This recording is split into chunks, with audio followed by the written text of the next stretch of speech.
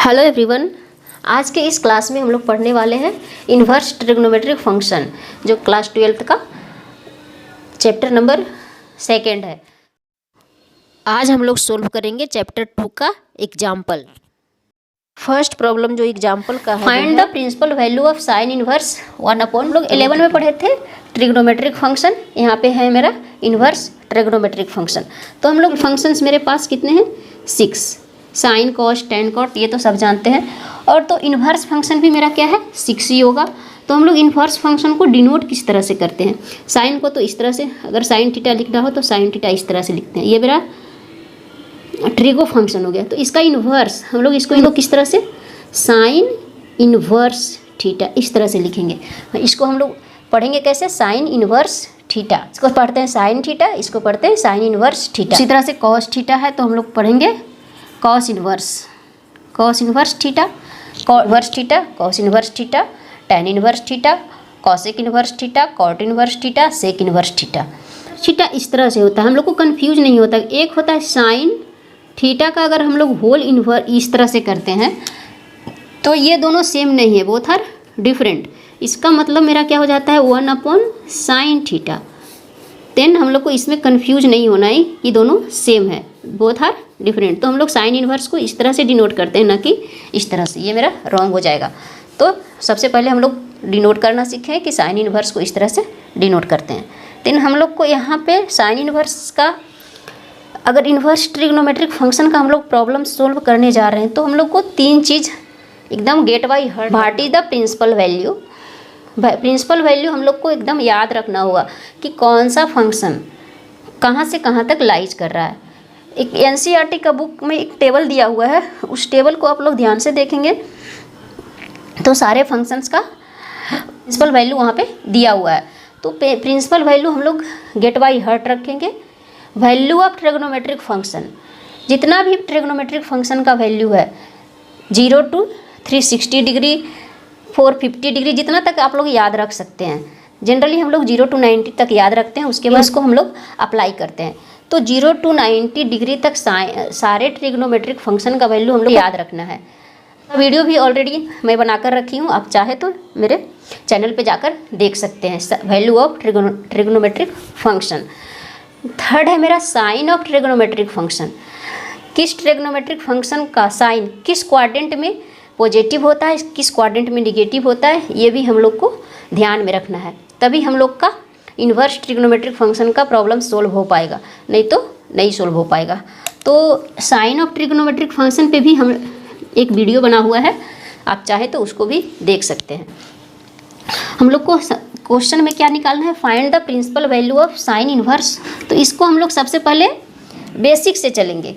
अगर सोल्व करते हैं बेसिक से चलते हैं, बाद में आप लोग को प्रैक्टिस हो जाएगा तो हम लोग ऑब्जेक्टिव में क्वेश्चन जब सोल्व करेंगे ऑब्जेक्टिव का, तो डायरेक्ट हमका वैल्यू बस याद रखना है। 1/√2 साइन कितने डिग्री का मान होता है, तो इसको सोल्व करने की भी ज़रूरत नहीं है। हम लोग बिना पेन पेपर उठाए भी इसको हम लोग सोल्व कर सकते हैं। तो सबसे पहले हम लोग का principal value of sine inverse 1/√2। तो सबसे पहले हम लोग क्या करेंगे? जो वैल्यू फंक्शन हमको दिया हुआ है उसको हम लोग y मानेंगे, z मानेंगे, जो x मानेंगे, जो भी हम लोग को मानना है उसको हम लोग मान सकते हैं। तो जैसा बुक में दिया हुआ y = हम लोग क्या मानते हैं? Sign inverse 1/√2। तो साइन इन्वर्स 1/√2 तो मेरा क्या हो जाएगा? साइन, तो मेरा साइन y मेरा क्या हो जाएगा? 1/√2। हम लोग को याद करना है कि साइन कितने डिग्री का मान मेरा होता है? 1/√2। वैल्यू क्या होना चाहिए? प्रिंसिपल वैल्यू के बीच में लाई करना चाहिए।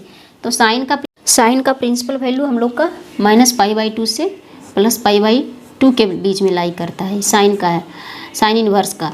देन यहाँ पे हम लोग देखेंगे क्या 1/2 कितने डिग्री का होता है? साइन कितने डिग्री का मान 1/√2 होता है? तो साइन कितने डिग्री का? 45 डिग्री का मान 1/√2। तो 45 डिग्री को हम लोग अगर रेडियन में लेते हैं तो मेरे कितना लेते हैं? π/4 रेडियन। तो मेरा क्या हो जाएगा यहाँ पे? साइन, इसके जगह पे साइन π/4 लेंगे। यहाँ एंगल हम लोग रेडियन में मेजर लेंगे। तो साइन π/4। तो साइन π/4 मेरा क्या? तो y मेरा क्या हो जाएगा? π/4। तो y हम लोग क्या माने थे? Sine inverse 1/√2। Then sine inverse 1/√2 √2 equal to π/4 का पाई माइनस π/2 और प्लस π/2 के बीच में लाई कर रहा है। इसको समझने के लिए हम लोग अगर ग्राफ से देखते हैं देन मेरा क्या हो जाएगा, साइन का ग्राफ किस तरह से होता है अगर आप लोग को याद होगा तो इस तरह से, ये साइन का ग्राफ है, रफली हम लोग बना रहे हैं, इधर जाता है तो इस तरह से जाता है, ये मेरा 0, ये π/2, ये 0, ये π/2 मेरा यहाँ होता है, ये मेरा 2π, तो यह एक कंप्लीट साइकिल हो गया। अगर इसका इन्वर्स का ग्राफ बनाते हैं तो मेरा क्या हो जाता है, ये मैक्सिमम वैल्यू मेरा क्या होता है 1 एंड मिनिमम वैल्यू मेरा क्या होता है -1। -1 और +1 के बीच में ये ग्राफ लाई करता है। अगर हम लोग इन्वर्स, साइन इन्वर्स, ये मेरा था साइन x का ग्राफ, साइन इन्वर्स x इस तरह से रोटेट, तो यहाँ से हम लोग अगर लेते हैं इस तरह से देन ये मेरा कहाँ कैसे जाएगा, आप लोग बुक में भी देख सकते हैं, ये इस तरह से ग्राफ गया हुआ है, हम लोग रफली यहाँ पे बना रहे हैं। तो ये मेरा क्या हो जाएगा, ये मेरा क्या हो जाएगा, ये मेरा +1 हो जाएगा, ये मेरा -1 हो जाएगा। तो +1 और -1 मेरा कहाँ पे लाई कर रहा है, देखिए यहाँ पे, ये मेरा क्या हो गया π/2, ये मेरा -π/2, तो साइन का वैल्यू तो π/4 इस दोनों के बीच में आता है, तो हम लोग को ये π/4 मेरा क्या है, ये आंसर है। हम लोग का प्रिंसिपल वैल्यू फाइंड कर, अगर हम लोग को बस दिया हुआ रहेगा find the value of, then हम लोग को प्रिंसिपल वैल्यू ही फाइंड आउट करना है। Then find the principal value of cot inverse -1/√3। तो यहाँ पे माइनस है, माइनस वाला हम लोग कैसे बनाते हैं, तो सबसे पहले हम लोग इसको क्या करेंगे, फर्स्ट स्टेप मेरा क्या होगा, जो भी फंक्शन दिया हुआ है उसको हम लोग कुछ मान लेंगे। तो मानते हैं बाई इक्वल टू मेरा क्या हो जाएगा cot इनवर्स -1/√3। साइन हमेशा ध्यान में रखना है, यहाँ पे प्लस, तो अगर हम लोग इसको करते हैं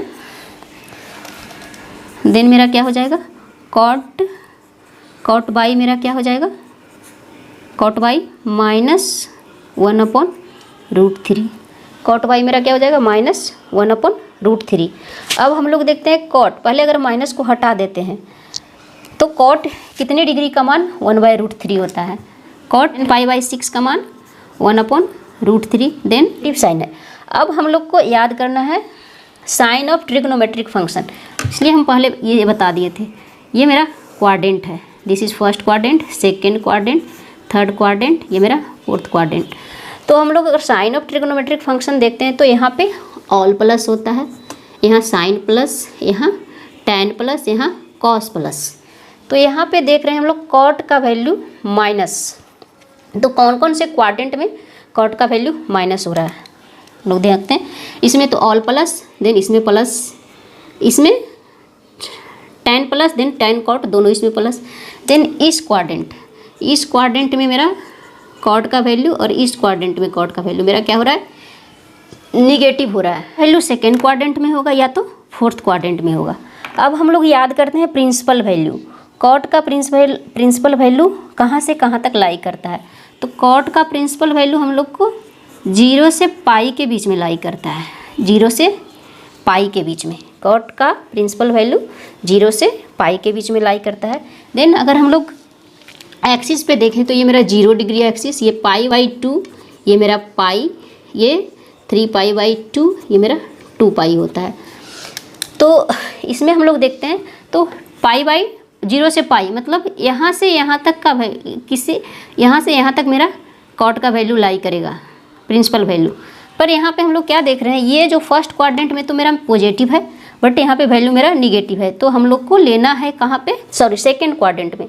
तो सेकेंड क्वाड्रेंट में हम लोग वैल्यू किस तरह से लेंगे, कॉट π/2 से लेते हैं। सपोज हम लोग कॉट π/2 माइनस थीटा, तो π/2 पे हम लोग क्या जानते हैं, π/2 पे फंक्शन का वैल्यू मेरा क्या हो जाता है, चेंज हो जाता है, कॉट मेरा कन्वर्ट हो जाता है टैन में, तो टैन थीटा हो जाता है। बट हॉरिजॉन्टल एक्सिस है उस पर वैल्यू मेरा चेंज नहीं होता है। Cot pi minus theta, cot pi minus theta हम लोग का इधर आएगा, कॉट पाई माइनस थीटा इस डायरेक्शन में आएगा, इधर से डिक्रीज करेगा pi minus theta. Then cot pi minus theta मेरा क्या होता है, माइनस कॉट थीटा। ये चीज़ हम लोग को यहाँ पे अप्लाई करना है। ये मेरा कितने डिग्री का मान होगा, माइनस हम लोग इसको क्या लिख सकते हैं, माइनस ये मेरा था कॉट पाई बाई 3, तो इसको कॉट पाई बाई 3 हम लोग लिख सकते हैं 1/√3 विथ निगेटिव साइन माइनस। अब यहाँ पे देखिए माइनस कॉट थीटा के जगह पे हम लोग क्या लिख सकते हैं, कॉट पाई माइनस थीटा। ये चीज़ यहाँ पे हम लोग को अप्लाई करना है। देन यहाँ पे मेरा क्या हो जाएगा, कॉट पाई माइनस थीटा के जगह पे pi by 3, then pi by 3, cot pi minus pi by 3। अब यहाँ पे हम लोग ये कितना आ गया, कॉट बाई का वैल्यू आ गया, पाई माइनस पाई बाई 3 मेरा कितना हो जाएगा, 2 पाई बाई 3। देन मेरा क्या हो जाएगा, cot 2 pi by 3, cot 2 pi by 3, then cot by, then by मेरा क्या हो जाएगा 2 पाई बाई 3। ये मेरा 0 से पाई के बीच में लाई करेगा, 2 पाई बाई 3, पाई थर्ड तो 1 से बड़ा, देन 0 से पाई के बीच में ये लाई कर रहा है, तो ये मेरा आंसर होगा 2 pi by 3। Principal value of cot inverse minus 1/√3 is pi by 3 by equal, then means cot inverse minus 1/√3 equal to 2 pi by 3, 3 is 2 pi by 3, this is the answer. तो इस तरह से हम लोग को प्रॉब्लम को solve करना है। अब प्रॉब्लम को बनाते रहेंगे तो हम लोग को ये हैबिट हो जाएगा, इतना लंबा जाने की ज़रूरत नहीं है, सारा चीज़ प्रॉब्लम बनाते बनाते याद हो जाता है, तो हम लोग डायरेक्ट इसका वैल्यू लिख लेंगे। इस टाइप का क्वेश्चन हमें ऑब्जेक्टिव में एग्जाम आप लोगों को समझ में आया है, प्रॉब्लम समझ में आया होगा तो वीडियो को एक लाइक दीजिए, वीडियो को ज़्यादा से ज़्यादा शेयर कीजिए, अपने दोस्तों के बीच में शेयर कीजिए। जो भी SK स्टडी सेंटर से जुड़ना चाहते हैं उन्हें जोड़िए। अगर अभी तक आपने मेरे चैनल को सब्सक्राइब नहीं किया है तो लाल बटन दबाकर चैनल को सब्सक्राइब कर लें, बगल में जो घंटी का बटन है उसको भी दबा दें ताकि जो भी वीडियो मैं बनाऊँ उसका नोटिफिकेशन आपको सबसे पहले मिल सके। मिलते हैं नेक्स्ट वीडियो में, तब तक के लिए बाय बाय।